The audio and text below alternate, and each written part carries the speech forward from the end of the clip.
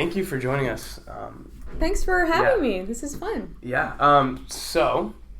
Welcome to Owlcast episode number 12, I believe. We're here with Katie Ha, the TLC program coordinator, I believe. Director, administrator. Yes. Yeah. Got the big office in the TLC. I'm faculty. Faculty? So okay. People don't always realize that. Gotcha. So thank you, first of all, for coming on an episode. We've been wanting to get you for a while. And I just wanted to start off, what got you involved with Foothill, and how long have you been working here? This is my 4th year at Foothill. Okay. I love being here. I love my coworkers and the students. What got me here? I started tutoring in high school. Mm-hmm. Spanish, actually, kind of like you were asking me before about Spanish. So I started tutoring when I was about 15 years old, and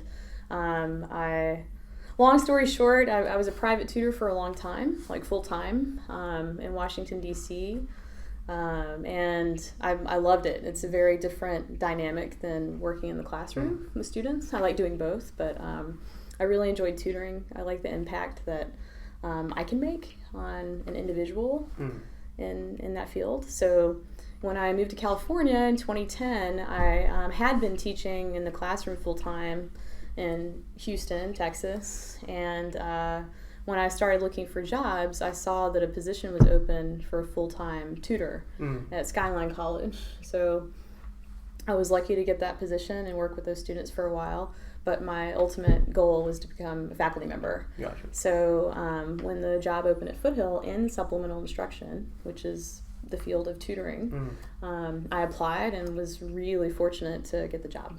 So that's a big transition from Houston all the way out to the Bay Area. Yeah, it was a really big transition. It was kind of a difficult time in the budget for teachers, so I felt really, really lucky to get a job in a full-time job in education. Yeah. In 2010, and again, fortunate to come to Foothill.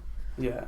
Actually, I used to live in Houston. Do you know West really? University? Yeah, I do. Yeah, I was on Rice Boulevard, 5 minutes away from the university. It's a great area. Yeah, I actually loved Houston. Yeah, it's actually I've heard that it's the most diverse city in the U.S. I'm not sure if that's true, but it was not what I would think the South would be normally. No, and really Texas don't consider it the South. Yeah, right. They have kind of a republic mentality, like some people do in California. Oh, It's a big state. Yeah. But a lot of people don't realize how diverse it is. My husband and I lived there. He grew up there, and we lived there for 2 years. And I was teaching at Houston Community College that whole time. Houston Community College is a huge system, and they have a lot of different campuses, and I was teaching at one that was almost exclusively ESL. So it was kind of a small building like our Sunnyvale Center, 2 stories, and almost all ESL, which is kind of awesome. And in one classroom when I was teaching, I had 25 students from 18 different countries. Wow. And not 7 Latin American countries. They were from all over the world. And it was pretty awesome. They ended up making their own soccer team. Whoa. And they would go, play soccer after class 2 days a week and on the weekends. And a lot of them stayed friends all through transferring and graduating. Whoa. So it was really, really cool. That's a cool experience. Yeah. Oh my gosh. How do you tackle, how do you approach teaching such a class where people have such different backgrounds? Well, like any ESL class, you have to, I know going in that I'm going to have lots of different levels in one classroom, and that's not an easy question to answer. Yeah. So in any language, even a native speaker, you're going to have strengths and weaknesses. So what's your strength in Korean? If you think about reading, writing, grammar, or conversation, listening, speaking. What's your strength? In Korean? Yeah. Reading. Okay. And how is that skill in English? I don't know. I think I'm not really good at reading in English. I don't know. I think it doesn't reflect. What's your weakest in Korean? Speaking? Yeah. Did you see any kind of transferal of those skill sets? In a good way or in an opposite? I think it's kind of opposite. If I'm good at speaking in Korean, I would not good at speaking in English. Are you a good writer in Korean? Not really, but I'm not a good English. So usually, like, if you can kind of realize your strengths and weaknesses, you're going to transfer at least part of that to another language. So when you're a language teacher, you know that you're not just teaching English as one kind of lump skill. Like, there are all these sub skills that you have to have, and so it's not easy. You know, you have students with all these kind of different levels within these sub skills, and you have to have activities that incorporate all of them. Yeah. So students can learn. So you have different, you have reading tasks, writing tasks, tasks that involve conversing, listening to lectures, whatever it might be. So you have to have multimodal. Yeah. Did you enforce like they had to speak English in the classroom? As much as possible. Yeah. And that in Houston, absolutely. Like that was an intensive English program. So yes, you should absolutely speak as much English as possible. Yeah. When I've taught more the kind of adult education classes where students are learning the alphabet, so basic English, then they might ask each other questions in their native language just so that they can understand and move forward in the activity. So, but no, here at Foothill and in any sort of academic English program, they should be speaking as much English as possible. Yeah, that makes sense. That seems like is that like the best way to learn a language? Like just like immerse yourself, right? Yes, make like a little community in the classroom, like where you're just speaking that language and you're just practicing that. Yes, outside of the classroom too, which I always tell my students. And I try to give them homework and activities so that they are doing that. So one of my favorite things to have them do is interview someone. On the weekends. Yeah. You're like, hey, what do you do on the weekends? So you go to a coffee shop, you go to the same coffee shop like every Saturday? Great. While you're sitting there, talk to somebody next to you for 5 minutes. That is good. It gives them an excuse to approach someone and say, even if it's hey, do you know where the bathroom is? Like, just ask them something. Try to start that small talk. Yeah. Because that's difficult to learn unless you're making an effort. Yeah. And a lot of English, a lot of languages have like idioms and local phrases and stuff that you don't necessarily learn in class. Yeah. So and try to get it probably helps them overcome some sort of like barrier. I don't know. At least I've been in foreign countries, but not for like a super extended period of time. And when I go, like I went to Guatemala on a service trip in high school for like 10 days, and like it was pretty scary, like approaching someone in a language that I didn't really know. Like I totally had like imposter syndrome. So do you think that like plays into that, and you have to like help students like overcome that? Yeah, sometimes. Yeah. Sometimes I do. In that case, another activity I've had them do, like when I taught at UC Berkeley on campus, which is a pretty vibrant urban campus. Oh, I bet. I would put them in groups of 3 or 4, and they would work together to write interview questions. And they would have to go and stand out like in Sproul Plaza and actually ask people walking by. Yeah, and that's a pretty busy questions. Yeah, it's pretty busy. And at first they might, some of them were like terrified. Some of them were excited, like let's go, right? Yeah. But it's a really good experience. Yeah. Because how often are you with a buddy or partner and talking to strangers? Actually, right? I still remember like when I first spoke English to like random stranger in the airport. It was my first like trip to China, and I was in the airport, and I asked a time to random stranger like what time is it in English, and I still remember the exact environment, like what was there, where were I, who I was talking to, and this is like really interesting actually. It kind of reminds me what happened. Yeah, it's a strange experience to be somewhere foreign and try to communicate in another language. Yeah, communication is so important. How good was your English? Like, how much did they stress like learning English in the Philippines? I went to like kindergarten where they teach you how to speak English. So like that's a thing in Korea, I guess. Like everything in English.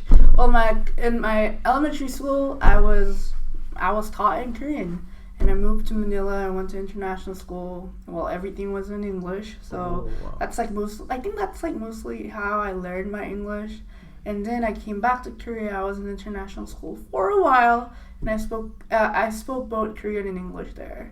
And I moved to public middle school and went to public high school.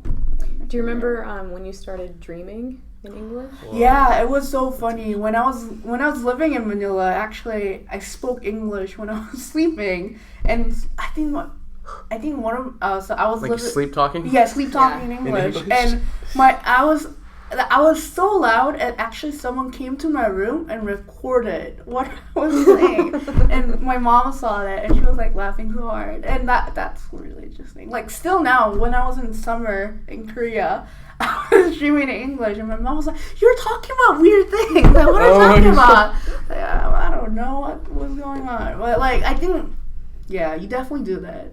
When you talk a lot. I've had experiences with that too. My Spanish is not good, but I think I had a dream like a couple months ago where I was dreaming in Spanish, and I felt like my Spanish was like really good too. Like I felt almost fluent. It's probably just, I was dreaming obviously, but like, yeah, I think that's, and Basil, I don't know if you know Basil Farouk, in ASFC, he like started dreaming in Spanish too. Wow. Like he's been like avidly studying Spanish. Yeah. That's crazy how it like manifests itself, really like in your dreams. Yeah, it's a fun experience. Yeah. How long have you studied Spanish? So I did a little bit. I did 1 year in high school, 1 year in middle school, and then 4 years in high school.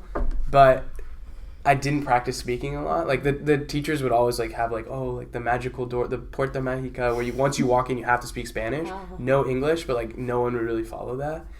And I would cheat too and like say the most I would say was like Puedo ir al baño or something like that, so I wasn't like really like actively practicing it, so I didn't learn it the best. Like I knew how to conjugate, but I'd have to like think about it, and I think that was like the big, like when I went to that trip in Guatemala, like that was the big thing. I had to like actively translate my English to my Spanish, and like that's like a clear sign that like I was not proficient in Spanish to the extent where I could just like have like a free flowing conversation. I can kind of, but I think that after a year, that I wouldn't expect for you to be. Yeah. Right. Not. I mean, just a year of class. Yeah. Not using it a lot. Yeah. It sounds like you did really well. Well, so I did a year in middle school, but then 4 years in high school. Oh, okay. Yeah. So I had 4 years under my belt. Yeah. So it was a little bit. Yeah. So I have like a good foundation. I definitely think I really want to go to like a Spanish speaking country for like 6 months or something and do that. I think I'm gonna do that. I hope you pursue that. Yeah. I'm just curious. Like I saw an article that if you want to speak a foreign language in a native level, you have to learn that language before age of 7. No, don't tell me that. Don't tell me that. Because I learned I try to learn my mom is so passionate about teaching me different languages. So I learned how to speak English, Korean. I know a little bit Chinese, and I also try to learn Spanish too. I was in that weird academy where I have to speak Spanish or something like that. And it was weird. And when I was there, and the instructor was telling everyone that if you want to speak a language in native level, you have to learn it by age of 7. There's when your tongue gets, a little bit... Oh, like muscle memory or something? Yeah, muscle memory or something like that. It's not true. Thank you. Thank you so much. That's a big relief. It's totally not true. I think that you could probably talk to a lot of our immigrant students here and see easily that you can learn a language at native level. Yeah. I mean, my husband moved here when he was 9 from Korea, and like it's kind of funny, when we moved back to Houston, I met a lot of his high school classmates, and a lot of them didn't even know that. Like they didn't know that. Wow. Yeah, because they met in high school and they just never really talked about it, and they were like, "Wait, you speak Korean?" Like, you weren't born here, huh? Wow. So it can absolutely, it's possible. I think it takes really kind of strategic study or just full immersion to maintain any language, Like you've probably noticed, I mean, you get to go home pretty regularly. But even when you go, there's probably just a slight lapse. They hate me, yeah. Has your Korean gotten like worse? Oh my god! All of my cousins are saying that. Like, what happened to your Korean? You sound like foreigner. I'm like, do you feel that too, or is it just? Like I don't feel it. They feel it. Like I feel like I'm supernatural, but like they feel like something's wrong with you. Do you feel like any like when nanosecond pause? When you go back it's not about reading or like it's a pause, but it's also like pronunciation. Like I can definitely feel that like I'm mispronouncing that. I can see that, but I just can't do it. Like I don't know, I have to practice before I speak, and that's ridiculous. I'm not gonna do that. So But if you make the effort for both languages, you can eventually of course, like it's completely bilingual. Yeah. You can do it. I mean, when I graduated college, I was at native level. Spanish. Wow. I mean, that's impressive. We were talking before the video started, and I was an exchange student in Spain when I was 13, just for about a month, and then for a year when I was 16 for my junior year of high school, and then came back and did AP Spanish, started graduate level Spanish as a freshman in college, and by the time I finished, I was native. I mean, there's an exam that you can take for that, so I was native level, and then since then it's come back down, and for a lot of reasons. Like I went from Spain Spanish, which is similar to British English, to Latin American Spanish. So I studied Costa Rican Spanish, so different kind of dialect. Yeah. Different accents too. Totally different Very accents. Different accents. Yeah. They love to make fun of each other. And then I actually started as a Spanish teacher, and then I switched to ESL, so then I wasn't speaking as much Spanish. Right? Okay. So you just, it's maintenance. It's maintenance of a skill. Yeah. It's a lot of practice. But I remember when I would go back to Spain after having spent the year there, it would take me, the longer I had in between trips back to a Spanish speaking country, once I arrived, it would take a little longer for my brain to get back into it. So, at first, if I was gone maybe 3 months and return to that country, it would take me like a few hours, right? And then if it was like a year since I'd gone back, it would be a day. Yeah. So you kind of, it's interesting. It's interesting how your brain works. Is it like a mode? Like you almost like switch it, you transition into like Spanish mode and you're like thinking in Spanish? Yeah, it's like a speed. Wow. Speed. Like you were saying, you would have to think about translating the words from English to Spanish in your head, right? And you probably have experienced that too with your language study. So it's the speed at which that happens. Wow. And if you're bilingual, you don't have to do that. It just it just comes out. But that's such a I really want to become bilingual. I feel like most people these days are. Yeah, I'm definitely going to try to immerse myself. I think I just have to like make the decision and do it, because it's like a big change, so it's like it's hard to commit to something like that, but once you commit, you just got to do it. You can do it. Yeah. Thank you. Yeah. Oh man. Yeah, so my I actually have a new baby cousin, and on my Asian side, so I'm half Chinese. My mom's from Guangzhou, so my uncle just had a baby, and she's learning both Cantonese and English, and like they tell us not to like mix it up because it like confuses her or something. Like, do you have any like insights? What do you mean mix it up?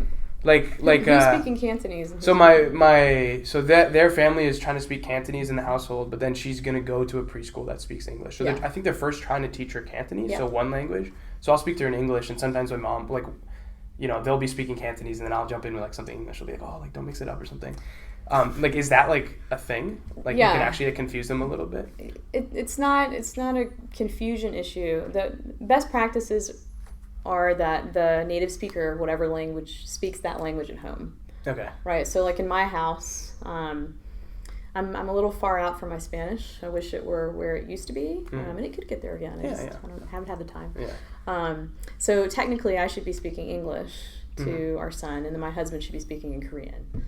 And we've tried to abide by that, but my son's also in an immersion daycare, so they speak Spanish all day. Oh, wow. And they actually asked me to start speaking to him in Spanish more. So he just turned 1, and he's really understanding a lot. Yeah, he's very active. He's been understanding a lot more words, and you can hear in his babbling, right, that his he'll babble, and the syllables will be in Spanish. Whoa! Like the sounds will be. Ba for zapatos. Yeah. He's starting to match that. So they asked me to start speaking to him in Spanish. That's so cute. But generally, if you want to raise your kids bilingual, then you should speak to them whatever your native language is. Okay. So it's like almost like a mini context switch, right? Like at home, they're in that speed, and then when they go out, they're in that speed. Absolutely. And it depends on where. So are they in the U.S.? They're in the U.S. Yeah. They live in like San Jose. So. Yeah, I mean, in the U.S., like if for a lot of people, the main language is English. Well, for a lot of people, it's not. Like we do have a lot of Spanish speakers and speakers of other languages in the U.S. But they should speak Cantonese at home, and that she could even be in a Cantonese school for now, because as she grows up, she's going to get English. Yeah, she'll be surrounded by a lot of English. My old neighbors in Mountain View, the dad is Russian, and the mom is actually Belgian American. Okay. She doesn't really say that. She's like, I'm American. But she speaks French. Okay. But they speak exclusively Russian at home. Mm-hmm. So their older child is 5 years old now, and he just started speaking English to us. So even last summer, I saw him this weekend, and he was speaking to me in English, and he made my son a little birthday card. He hand wrote it in English. Oh, wow. But when I saw him last in August, it was all Russian. Yeah. So now that he's in school in Mountain View, right, he's getting English. Oh, so that's his first exposure. So it's still Russian at home. Yeah. I think that's really important. Like, there's a stigma in Korea about like you have to learn 2 languages at the same time. Like, because like even like Korean people are like so like fan of English language. They're afraid of teaching their children English first. They think like they have to teach them 2 languages at the same time, because like if you teach English first, what if you cannot speak Korean in the end? It's just like, I think there's some kind of stigma in the head. Like they're worried about it. Like, I know that you need, I want him to speak English, but what if he doesn't speak Korean later? Like, because like 5 or 4, it's a decent age to like interact with other peoples and stuff like that, socialize, right? And I think some of the parents are really worried about like those kind of stuff. Like what if my child? I don't think they should be. I mean, I have friends who were in like immersion programs as small kids, like toddlers and through, and if they didn't maintain it at all, they don't remember it. So they might have some kind of random words or phrases here and there. Yeah. But you can lose it. I mean, if you're surrounded by a language and a culture, then it shouldn't really be an issue. Yeah. To be really fluent in multiple languages, you do have to make an effort to maintain it, right? I've heard things like, like some people are like language people. Like they're just, they're very good at learning languages. Is that, and some people just may not be as good? Like, is that like true in its entirety? Like, are some people just like blocked off from languages? I like to be kind of an optimist, right? But if you ask my parents, they'll say, yes, there is kind of like a language gene. Oh, I think my so. mom likes to say that. My mom likes to say that she gave me and my brother her language genes. She doesn't speak any other languages. She's definitely kind of a grammarian. She speaks English very, very well and correctly. But she even sings. She's very musical, right? But she struggles with other languages. My brother's fluent in Japanese. I've studied 4 or 5. So it's kind of funny. I don't know if there's truth to that. I think there are definitely language genes. Really? I can see that. Do you think you have them, Mike? No, like, I don't think so, but like, I think it is in terms of learning language. I think exposing yourself to like that language culture and like expose yourself to people who speak that languages are really important. Like, it's a huge difference. I think like studying in a home, in the library, listening to tape, like that's good. But if you can afford it, I really definitely recommend to visit that country and live there for a while, and that improves your language in a different level. I totally agree. Yeah, it's one thing just learning the language, and one thing actually being in the culture while speaking the language, I think. That's why it's so funny. I came to US 2 years ago. It's so funny. Just weird, but it's a good experience. Yeah. And you said, I found somewhere online that you're also thinking about learning Portuguese, or you're actively learning Portuguese? I studied Portuguese. Okay. So my Spanish is pretty good, honestly, like when I got to college. So I double majored in Spanish and international studies. Okay. And as part of the international studies program, it's actually a great program, University of Mississippi. It's called the Croft Institute. And you have to pick a region and then a kind of a theme. So I chose social and cultural identity. And at first, the director was like, "Oh, do you want to choose Europe?" And I had just lived there, so I was ready for a change. So I chose Latin America, and I started taking grad level Spanish courses as a freshman. I kind of took a lot of them. There weren't that many left, so I switched to Portuguese. He ran out of Spanish. Yeah. But like I told you, like in Spain, I lived in Galicia, right? Yeah. And they speak Gallego, which is the mother of Portuguese. Yeah. Oh. So it was already familiar to me. So when I spent my junior year of high school there, I went to learn Castellano. I went to learn Spanish, and all but one of my high school courses were taught in Gallego. And at home, they spoke in Gallego. Yeah. So I already had kind of that foundation of a language very similar to Portuguese. So I started studying that like academically in college, and I studied abroad in Brazil for summer. It was a lot of fun. Really yeah, fun. Brazil really seems like a really fun place. Is Gallego similar to Castellano or very different? It's a little similar. It's a little similar. I mean, they're all Latin based languages. One, if you guys, well, you've studied Spanish some. So one example is when you're conjugating, like the verb volver, right? Yeah. When you conjugate that in to Spanish, return, right? yes, Okay, yeah. the O, when you conjugate it to when you conjugate it, the O changes to UE, Yeah. right? So vuelve, right? So in Gallego it wouldn't change. Oh. It just remains as the O. So there are some slight differences like that, but because Spain was under Francisco Franco for a long time, he did not allow people to speak anything other than Castellano, like standard Spanish. So it was like illegal to speak anything else, essentially? So within the different regions of Spain, like in Galicia, people would still, speak it at home, but there was no standardization of the language. So it's pretty interesting. Like I lived in Villa Garcia de Arosa, near Pontevedra or Vigo, about an hour from Santiago de Compostela, which is a pretty famous city. And they have a different kind of vocabulary than people who live 2 hours away from them in Gallego. Wow. The language is just because now it's Franco. becoming more standardized. Yes, partially because right. The language was split a little bit. Yeah, was suppressed. Yeah. So now there's a lot of pride. There's a lot of regional pride in Spain. Oh yeah. There are news channels exclusively in Gallego, radio in Gallego, which is a good thing. Yeah. It's bringing back those like cultural people. Yeah, no, I remember. Yeah, like Catalan. I'm a big soccer fan, so I know Barcelona and Catalan. They have a ton of pride there, and that language is very different than Spanish. It's very different. Yeah. Basque, El Vasco is also.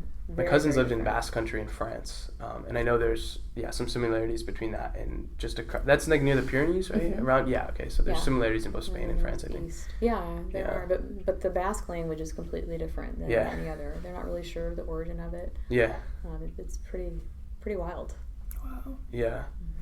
Man. Yeah, and if I caught it correctly, there's like the th sound, right? From Spain. That's different than Latin America. Yes, so the C and the Z are pronounced like TH. Yeah. La fe, la feta. Yeah. Which people in Latin America generally like to make fun of. Oh, really? Yeah. But it's actually quite beautiful all the Spanish is beautiful. Spanish poetry is especially beautiful if you guys ever want to read some. And that's also a good activity to do. Like as you get more advanced in a language, try to read some of the higher level that's true. Literature out there. Really help. I don't know. You start to see the language in a different way. Yeah, I know Don Quixote was like a big, like we would watch that movie. I haven't read the book, but I know higher language, like Spanish lit classes would like attempt to read it. I had to read that in the original Spanish. Yes. Is it like complex? It's pretty high level, isn't it? Well, I mean, it's almost like reading a Chaucer. Yeah. So it's just antiquated Spanish. Yeah. So there's different vocabulary and. Wow. Yeah. Yeah. Oh man. And it's you also studied linguistics for postgrad? I did. Is that Spanish linguistics or English? I did like half of a master's in Spanish lit and linguistics. Okay. My focus was in linguistics. At the same school. So I graduated, I went and taught high school Spanish for a year, and then I decided to get my master's degree. But when I got there, I'd already taken a lot of the classes as an undergrad, so I ultimately decided not to finish it, which is sad. Like, I would love to finish that degree. Yeah. But I was studying linguistics, so... Wow. You can always go back. Yeah? Yeah, I can. Maybe eventually. Yeah, you probably have more time to do other cool things, so... I might. We'll see. Yeah, but linguistics. I'm like pretty interested in like possibly pursuing linguistics later on, but I don't know like anything about it. What's like the general overview of like? It's actually what pretty. Is a subject? It's a pretty broad field. Okay. So even within like ESL field, like English as a second language, there's applied linguistics. Mm-hmm. So that's like the everyday use of a language. Mm-hmm. And then you have linguistics more for like localization if you're in tech. So that would be taking Google Maps, for example, and making sure that it's completely understandable in Korean. Mm-hmm. Maybe Google Maps is a poor example. I don't know, any app. Yeah. Advertisement. Advertisement, Yeah, all everything. that stuff. So that's kind of a field in linguistics. Yeah. You know, there's so many different fields. Yeah. There's kind of the CS side of linguistics. That's the side I want to go into. Yeah. Natural language processing. Yes. Yeah. Yeah. That's a side I don't know about. I don't know much about it either. No, I didn't study that. I don't know. I don't know about that field, but when I Mm-hmm. just hear about like natural language processing, it's just like I think nowadays, like when you just type on Google Calendar like dinner with Danny at 7, Mm-hmm. I think that's the thing. Like they catch the natural language like sentence and extract information. Yeah, they're and make it tokenizing data, sentences right? essentially. Yeah, so they like extract like the subject, the verb, the time, things like that. But I think there was like this interesting study done. Oh gosh, I might like completely butcher this, but it was they put a guy in a room who didn't speak Chinese, and they had a bunch of cards that had different Chinese characters on it, and then they had like a list of instructions. And they had him follow the list of instructions and like create words with the Chinese characters, and that's like essentially, and like he had no idea what he was doing, but he's creating like perfectly understandable phrases using some sort of like linguistic approach or something, using it from the instruction sheet.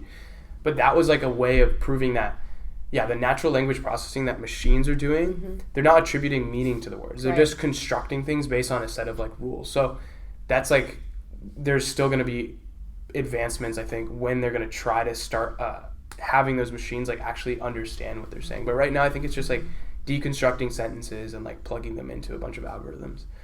Yeah. But yeah, that's like a very like, that's a very like niche part of, yeah, it seems like linguistics is a very like big field. So that's just like one field. specific application of it. Yeah.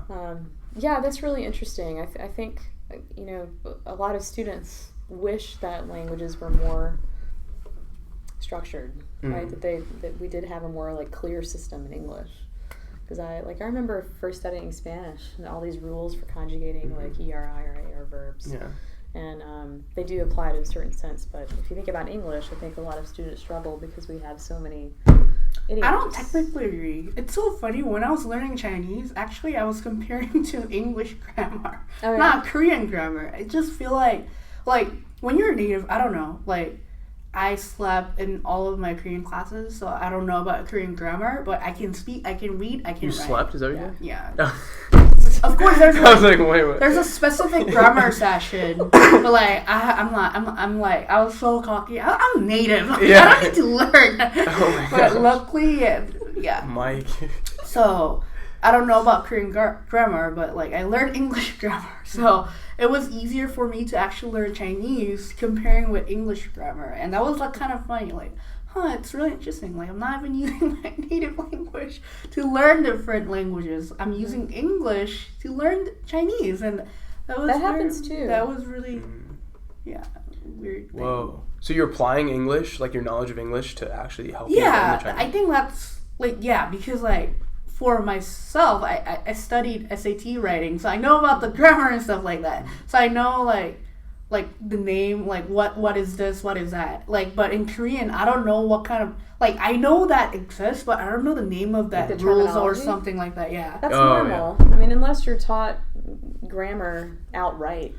As a native speaker, you learn it inherently, so you're not going to know the... So it was easier for me I don't to know use the English to study Chinese. I know probably Spanish better than that, the names, the conjugation. I don't think they teach it anymore, typically. I went to private schools, so I probably had a different education than a lot of my peers in the same state, but like we had to diagram sentences up until 6th grade. And I don't know that they're doing that anymore. Yeah, so in Spanish class, yeah. In English. Oh, in English. Yeah. Oh, yeah. So I grew up knowing subjects and verbs and antecedents. And they're definitely not doing grammar as much, I think, as they used to. I had teachers in high school where it was like weird if they did grammar. Like I had this one teacher who was like known for doing grammar, and that was like strange. I was but like yeah, that. it's like almost like a lost That's thing. high school. It is. Yeah, when I lived in Houston though, there was actually a huge emphasis on grammar. I think. Yeah. But I also went to like a very, like I went to a private school that I think had more like conservative values than the public school system. So maybe it was like they just wanted to keep that grammar like tradition. I don't know. But I think that awareness helps you learn other languages. Definitely. Right? Yeah. Because if students come in and take a grammar class, of course it's going to be a little bit easier if they already know the terminology they need. I mean, it's like if you go and study biology or something and you need a certain vocabulary, right? And Me too. guys, I hate biology. But if you need a certain foundational vocabulary to be able to succeed in a class, and if you don't have it, then you're gonna have a little extra challenge. Yeah, that's very true. Actually, the students who don't have that, right? So it's too bad. Like I wish we did study a little bit more of basic grammatical structures. Yeah. In English, because it would help students learn other languages. Definitely. Spanish is considered like a pretty structured language, is it? Relative to English, at least. Yeah. English is pretty like unstructured. There's a lot of like edge cases and things, right? Yes. Yeah, just things you have to like practice and learn. Like step up. If I say, hey Mike, step up, what are you gonna do? Literally step on the table. Right? Yeah. But if I say, hey, I really need you to step up to the task here. Yeah, I have to get. Okay. I have to like engage on that. What we're doing, like, no. Yeah. What does that mean? Like step up like rise to the occasion. That's another idiom. Ah. I have to explain it with another one. Case in point. Yeah. Step up like.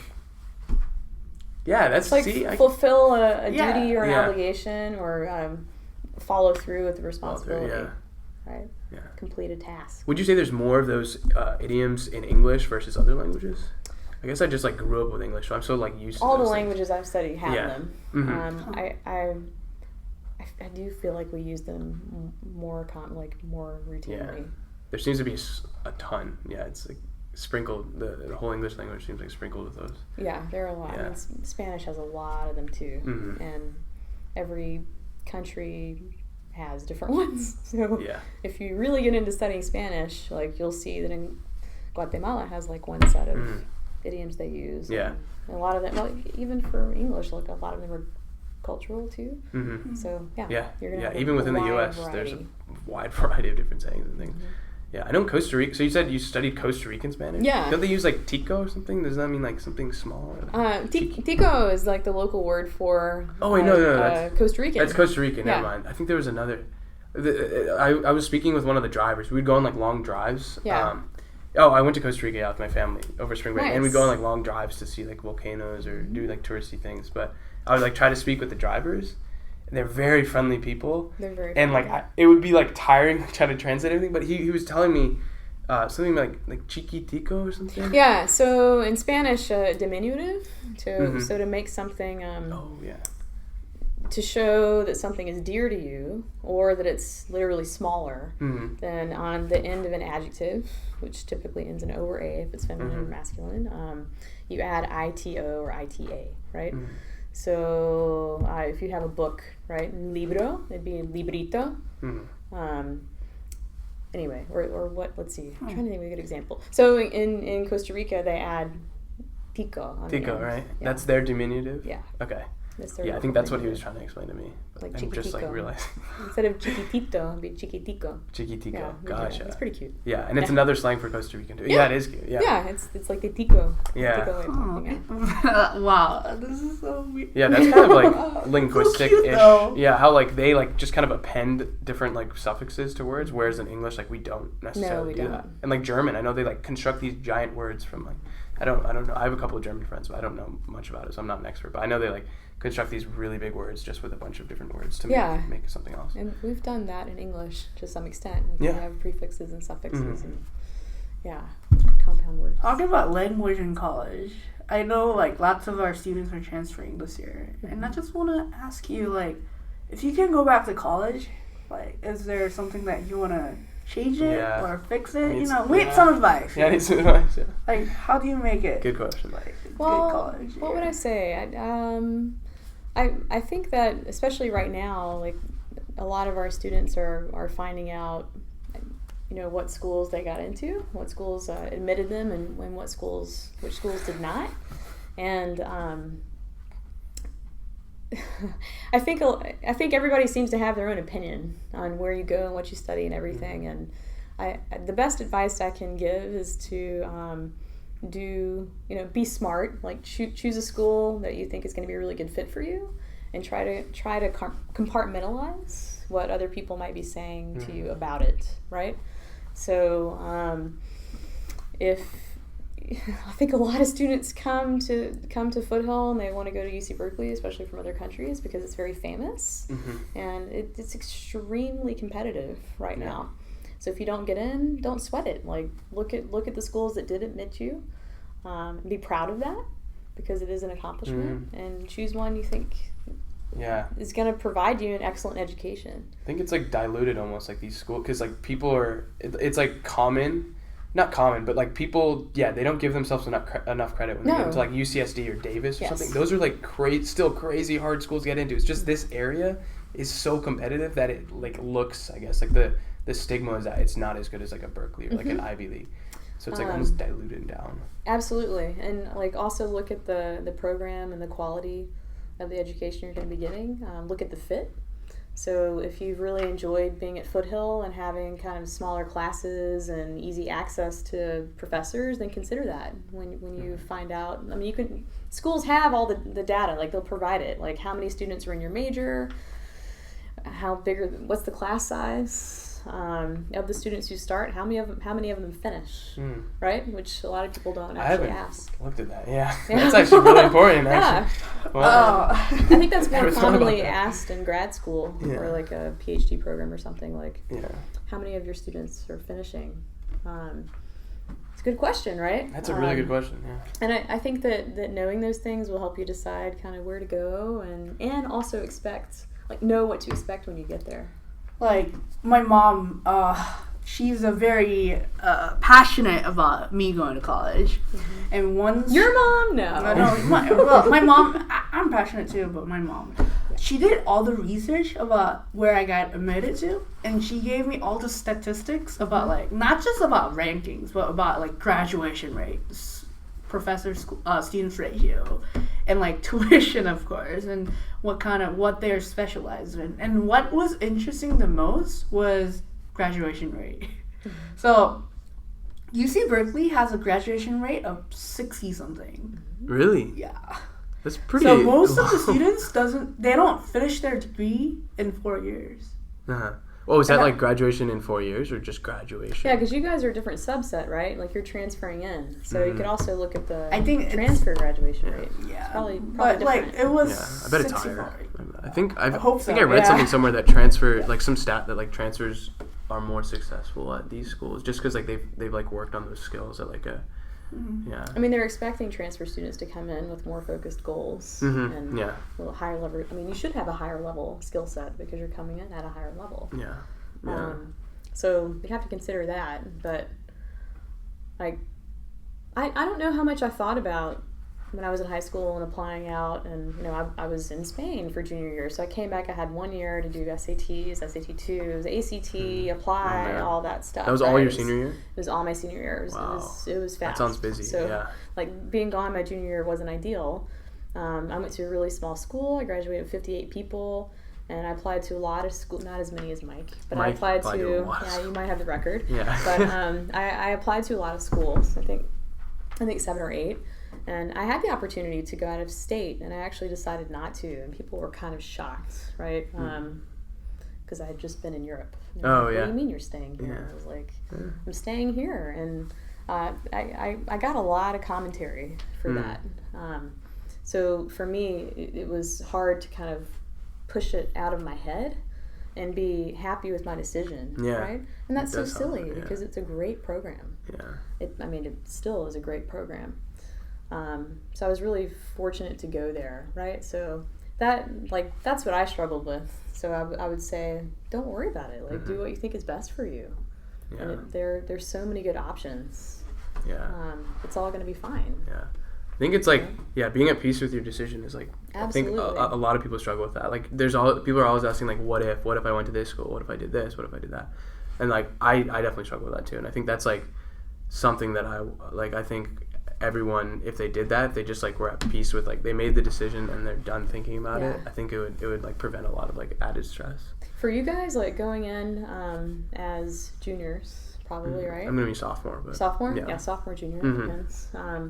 If you think you're gonna go to grad school, try to start thinking about it pretty soon. You have an extra year, I guess, to think about it. But thankfully, it would be helpful. I mean, I have a former student from Foothill who's at Berkeley now, and she went in as a junior, and she comes back and visits every quarter just to say hi, which is really nice. Come back and visit if you can once you leave. I definitely will.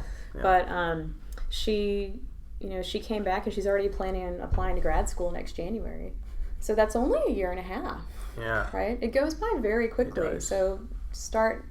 I don't know. I would see it could be kind of a challenge to jump into a new school, get acclimated, focus on your studies, and then still also look a little forward and plan for that. So start thinking about your more longer term future. Yeah, this is like where like life kind of like picks up and like everything is like you're going from one thing to the next.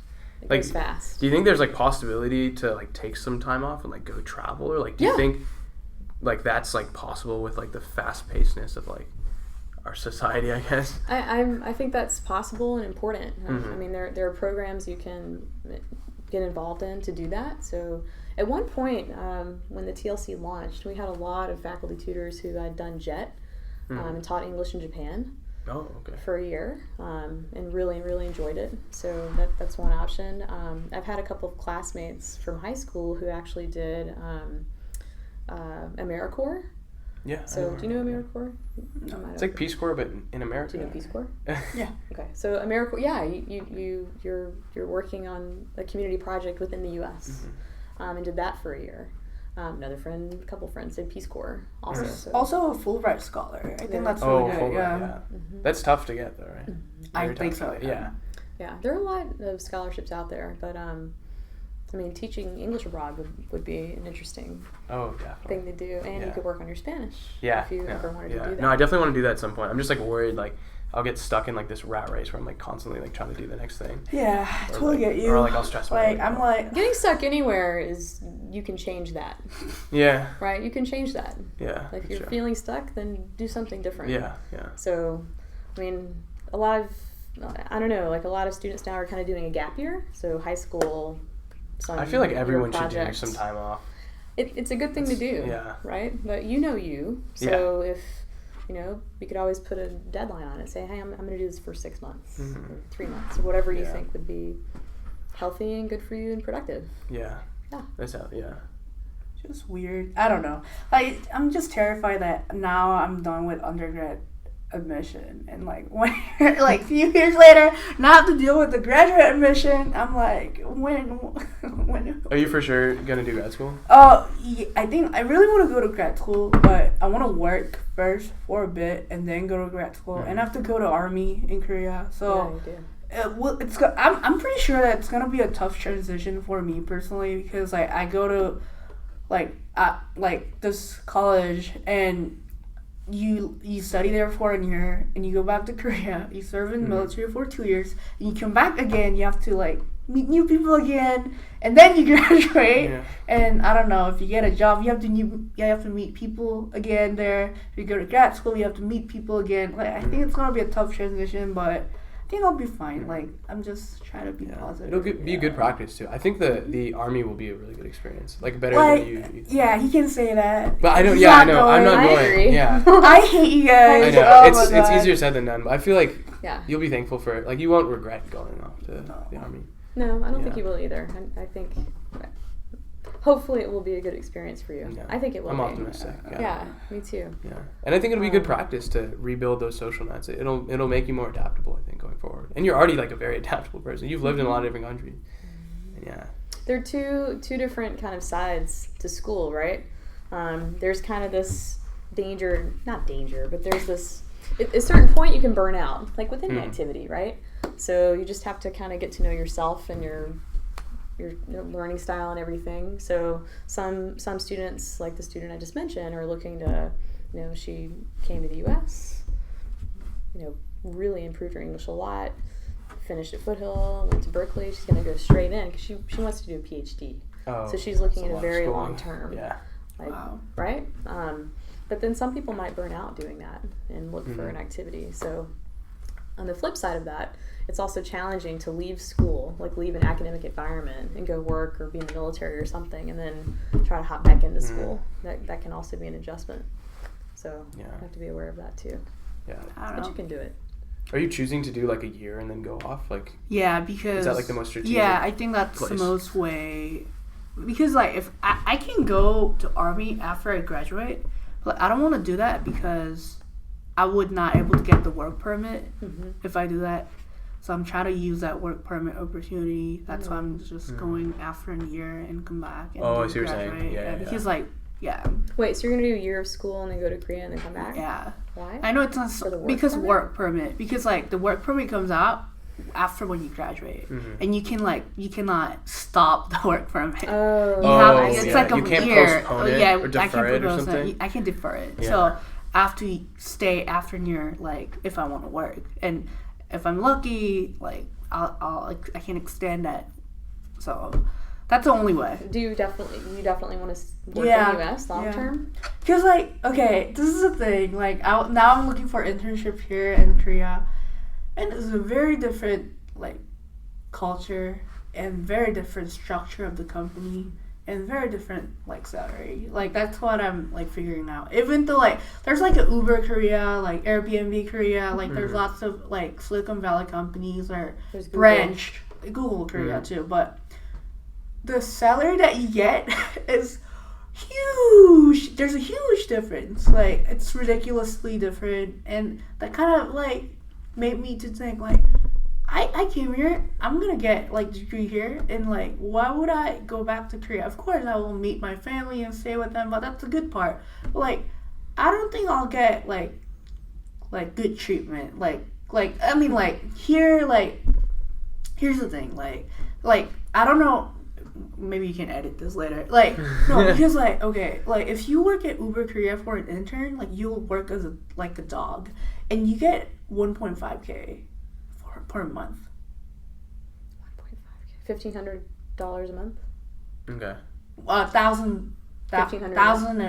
$1,500 At Uber Yeah. Korea. Yeah, I think Uber Korea. Here for a it's month. like around 6K. Yeah. Guys, I had unpaid internships. Well, I Yeah, had I feel like okay, we're so, we're- like- yeah. but like I had unpaid I was doing all internships. like that could be another whole thing. Yeah. Like, I did I was unpaid doing research for the internships. CIA and like But that's it. Like I did for a year, Totally and I don't right. want to I wanna work hear for. that. yeah, and that was unpaid. Like I had For room CIA, and board, huh? but Oh my yeah. gosh, CIA. Yeah. And like if you look here, Definitely it's like edit that huge. There's a huge difference in the salary, right? Yeah. And like there's a huge difference with in the culture where you work. Like even though it's a Uber Korea, it's a Uber, but the fact that like most of the people who are working there are Koreans, and it's like the Korean culture infused in the company kind of gives you a different dynamic. And like I thought about it, like then why would I do that? Like I'll just like I got the degree here, I would just get work here and work. Well, not only that, but I mean, how old are you? I'm turning 21. How many years have you lived in Korea? Like I don't know, how old am I? Like 15, 15? You lived 15 years in Korea? 16. I don't know. Oh. That long? I thought you But lived not consecutively. Yeah, of course. Yeah. Like it was like. How long did you live in Manila? Only 4 years? Yeah, like almost like 3 years, I think. But, Oh, okay. but you've been here 2, right? And you're going to be here another 2? You'll end up being here 4? Like, eventually you're going to have this turning point. I mean, you're going to go back and finish your Army commitment, right? You're going to come back, and then you're going to wake up and be like, hey, I've spent half my life outside of Korea. So you've had, like, a very multicultural experience, which I know a lot of people do in every country. But I don't know. Like, you might not feel like you fit in there necessarily. I don't know. Yeah. It depends on the company, right? I agree. Yeah, I would say don't force that either if you... I think you're going to want to be somewhere multicultural. Yeah. Whether it's Uber Korea, like, I don't know how diverse that is. Oh, it was just funny. Like when I look, It's going to change your mindset. Yeah, I mean, living like out, it's living abroad. Yeah, kind of like it's like I Like look house. like Adidas Korea, like all the foreign companies, how they treat interns. Like I if you type like I can see like how people work there and how what was their experience and stuff like that. When I read those kind of stuff, like this is so different. Like than what I expected and what I see in this area. Maybe it's a bubble. I don't know. I think it is definitely a bubble. It's a okay. It's definitely bubble, but like I was thinking like you should defines definitely bubble. edit this. Yeah, Like Everything like is working edited. in I will, Uber though, I Korea, will. I think Make sure my mom's I not think here. I would have Oh, a better yeah. experience She than can rattle working on. in like in TLC for another month. Like, and the amount I will get is pretty similar. Mhm. Not pretty similar, but it's like a decent. I can make a decent comparison between like how much I earn here at Foothill and how much I will earn in like working for Uber full time in Korea. So that's like just a different. Yeah, I was kind of Yeah, this is totally a bubble. The other thing you have to keep in mind is the cost of living. Agree. The cost of living. Yeah. I'm sure their salaries are like proportional, exactly, to the cost of living over there. I think it's Or like maybe, based on I minimum don't wage. know. Probably that's why. Minimum wage in Korea is like $7. It's really low. So Is the cost that's of why. living cheaper? No, Like it's- outside of Gangnam. Well, most of the It's, companies are in expensive. Gangnam. Yeah, but you So- don't have to live there. I live So there, what's like a? so- Well, but you don't have to live there. You could go somewhere else. Like where? Like in out of nowhere. I don't know, like commute in a half hour or something. It's not Yeah. the end of the world. Well, getting out of. It's also long term. Like, do you have stock options at Uber? Like, do they vest? No, What's not really. I don't think so. That Hmm. they got bet you do. big to do stock option. I bet you do. But you have to think about that too. And now I'm applying a bunch of internships here That's in like years US. down the road. Yeah, that's a long ways. Yeah, I feel Yeah. like don't stress too much about that. No, Just do an I internship. really like. And this is You a really need to personal story. focus on the next few weeks. Okay. And, like, we're gonna go to college. And I know where I'm going. Where are you going? I'm going to U Michigan. Oh, Are you definitely going? Yeah. I know. Hey. I'm Finally. definitely going. Love it. So I was wondering, like, you guys recently moved to the really amazing new space here from a parking lot. Now we have a solid space. We did. When I started at Foothill in fall 2013, we were in the old tutorial center space with Pass the Torch, and we moved out to parking lot 5 for a couple of years. Parking lot 5. Yeah, lot 5, which is close to my heart.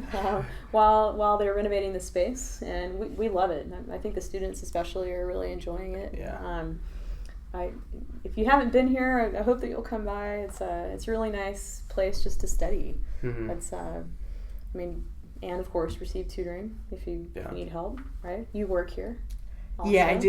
You know a little Free bit about tutoring our too, services. Yeah, it which is is free tutoring. Yeah. honestly such a bargain. So a lot of students don't realize when they log into the TLC or the STEM Center, we're actually enrolling you in a class, and it's not on your transcripts. It's just It was on my It's transcript. is it see there? it. Yeah, I can I've see it. gotta It's not an figure that official out. transcript, Yeah. but No, an unofficial, unofficial it's one. on, I but can not see that. Yeah. Supplement something. But it's a way for the college to fund the tutoring, right? Oh, So at the end of the quarter, we send a list of the students who are here to admissions and records, and then later to the state, and that's how we're able to fund it. I always wondered why we'd always check in and stuff. It's a pretty innovative model. It is, And in my previous position at a different local college, the students had to register for and pay for a class in order to receive tutoring, Mm-hmm. right?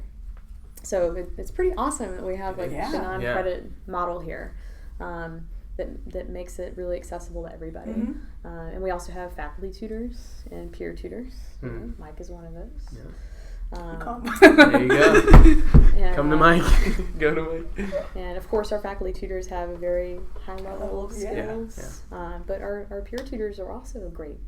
Yeah, I think it would be impossible to think about my 2 years at Foothill without teaching a learning center. I really got help a lot from this facility, and I really loved it. I met great people, and they really helped me a lot. And yeah, it's such amazing. Like, people call it tender love and care. Yeah, tender love and care. Yeah. Thank you so much. I'm glad to hear that. Yeah, I'm proud that the TLC helps any student, right? We have, you name a type of student we have at Foothill, and there will be one of them here at the TLC. And I've tried to kind of foster that environment. All the tutors have, so it's good. Yeah. Are there any big future plans for TLC? Yeah, now that we're in the new space and have some room and we have staff, I'm actually writing some courses right now So we already have one on the books to be offered as soon as summer or fall, so that we can expand the subjects we offer. So the TLC has been based in language arts, so we primarily offer like reading and writing, grammar support. But with this new course, we could offer like anthropology tutoring or any discipline tutoring that we need. So that's pretty exciting. That is exciting. And then I'm writing a course to help students with the college application essays. Oh, that is very relevant. Yeah, I wrote a similar course and taught it at UC Berkeley, and it went pretty well. The students, I think, benefited from it. Most of them are applying to grad school, but the essay is still similar. So it's a stressful process. It's a very stressful process, and you know, a lot of you guys are taking a lot of units and some difficult courses, and a lot of students don't allow enough time to really work on it. Just as kind of regular practice, we don't write about ourselves. Yeah. So when you sit down to do that, I think it can be challenging. I agree. So the earlier you can start working on it, the better. Like I think you stared last year. I started, you started really early. Yeah, you were on top of it. Like. I've had a few students do that, and it's good because it's not like a shock when you go to write it. So anyway, I'm hoping to get that course launched in the fall. Okay. And I'm thinking of running it like week 2 to week 10 around the UC Berkeley deadline. Also, there are other things in the works as well. Maybe a resume cover letter type short free class on that. We get a lot of questions about that. Conversation class, just a free kind of conversation and culture class. You can come and ask. That sounds really interesting. Yeah, I'd be very into that. It could be really fun. We've been piloting some groups. So one question that was asked in the group was, hey, what was the impact of the Vietnam War on American culture? Wow. Right. Yeah. And it's a deep question. Yeah, it's a huge question, and it's not necessarily something you talk about in a class. I mean, you could, but so we have students who are kind of new to the U.S. and they have a lot of questions like that. That's a really interesting question, actually. It is. It's a good way to practice. I love those like seminar style classes when it's like 10, 15 people and you keep it small and you're just like conversing. I think you get a lot out of that. And no grade. So just low stakes, like come chill. in just chill, and practice a skill set. That's it. I'd love to offer a class for vocabulary strategies. So if you're taking let's go back to biology. Let's say you're taking like Bio 10 and you have a lot of new vocabulary in it, or maybe psychology class, a lot of new vocabulary.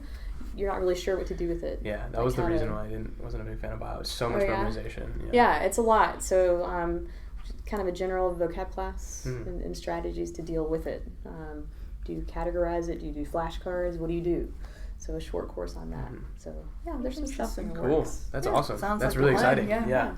Well, yeah, thank you for sitting down with Owlcast for an episode. Thank we really you so appreciate it. much. We'd love to have you again in the future. So I'd love to talk to you if again. your busy schedule's open, I'll coordinate through Mike or something. But yeah, awesome. Thank you. This has been Katie Ha from the TLC. Thank you.